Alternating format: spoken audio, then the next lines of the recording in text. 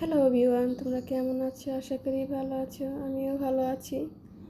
তো আজকে নিয়ে আসলাম তোমাদের সাথে শেয়ার করব হালিম রান্না। তো হালিম রান্না আমি আমার মতন করে রান্না করতেছি।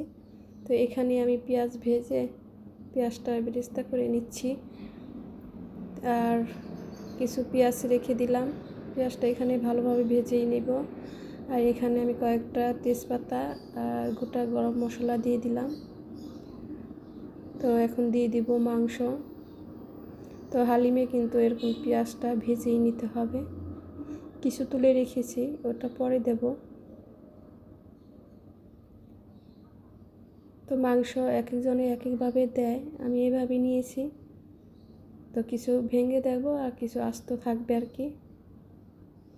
তো এখন স্বাদ মতন লবণ দিয়ে দিলাম। লবণ আরও আস্তে আস্তে পরে লাগবে। তো এখানে হলুদের গুঁড়ো, মরিচের গুঁড়ো, ধনিয়ার গুঁড়ো দেব। আমি এখানে আগে মাংসটা বসিয়ে দিতেছি, তারপর অন্য কিছু রেডি করব, চাল ডালটা। তো এখানে দেওয়া হলো হলুদের গুঁড়ো, ধনিয়ার গুঁড়ো, মরিচের গুঁড়ো, লবণ। তো এখন কষাবো। আর আমি আদা রসুন দিতে ভুলে গেছিলাম, পরে দেব ওটা।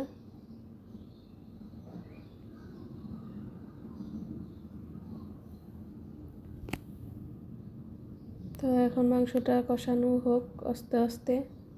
কাঁচামরিচও দিয়ে দিব।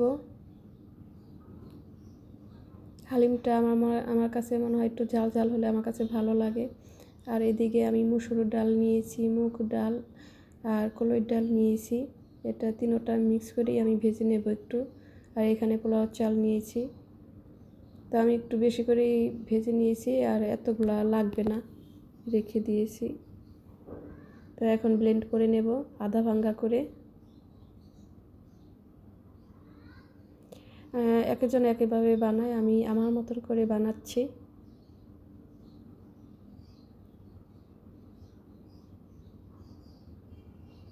তো সব কিছু এই যে এরকম আধা ভাঙ্গা করে নিয়েছি। আর এটা কিন্তু রেখে দেওয়া যাবে অনেক দিন পর্যন্ত, যখন মন চায় তখন ঝামেলা ছাড়াই এটা রান্না করে খাওয়া যাবে। তারপর আমি প্যাকেটটাও নিয়েছি হালিম মিক্স।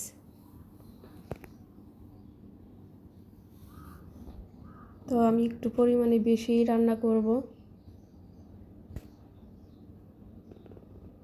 তো আমি এখন এগুলো জল দিয়ে ভিজিয়ে রাখবো। আমি এই হালিম মিক্সটা নিয়েছি বিশেষ করে মশলার জন্য। আর আমি ডাল চাল তো ওটা আমি নিজেই তৈরি করে নিয়েছি।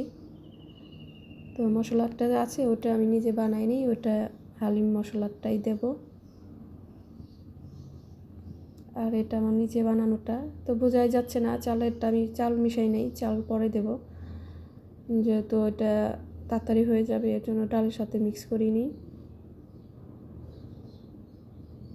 আর এটা প্যাকেটেরটা, এটা তো চাল মিক্স আছে এর জন্য সাদা সাদা লাগছে।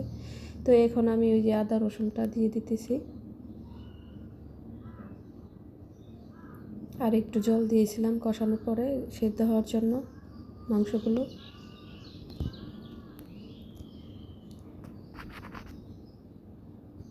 তাই এই যে প্যাকেটে হালিম মশলা আমি পুরোটাই দিয়ে দিয়েছি, যেহেতু একটু বেশি রান্না হচ্ছে এখানে।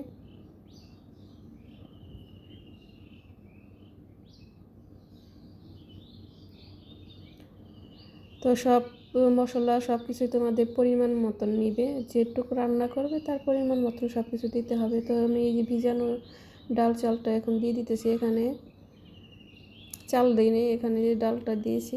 তো আমি জল দিয়ে দিব, এমনি শুধু একটু নাড়ছিলাম। আর এটা ওই যে হালিমের ভিতরে যেটা ছিল ওটা পুরাটা দিইনি, আমি অল্পই নিয়েছি আর রেখে দিয়েছি।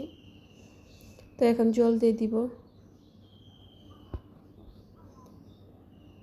পরিমাণটা আমার একটু বেশি হয়ে গেছে, আমি ভাবিনি এত হবে। তো পাতিলে দিইনি, কড়াইতেই ভাবছি হয়ে যাবে, কিন্তু দেখা যায় পরে হয়নি। তো এখানে আমি পোলাও চালের ইটা দিয়ে দিলাম।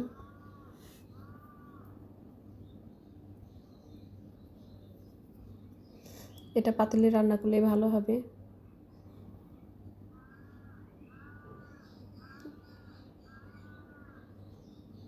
তো এখনও সব কিছুই দেওয়া শেষ। এখন আমি লাস্টে শুধু দেব জিরার গুঁড়ো আর গরম মশলা গুঁড়ো দেব।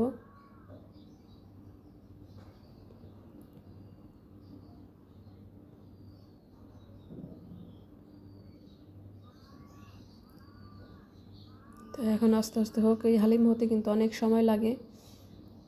তো বেশি করে জল দিয়ে পরে আস্তে আস্তে মানে ডালটা ফুটবে আর আস্তে আস্তে একটু ঘন হবে।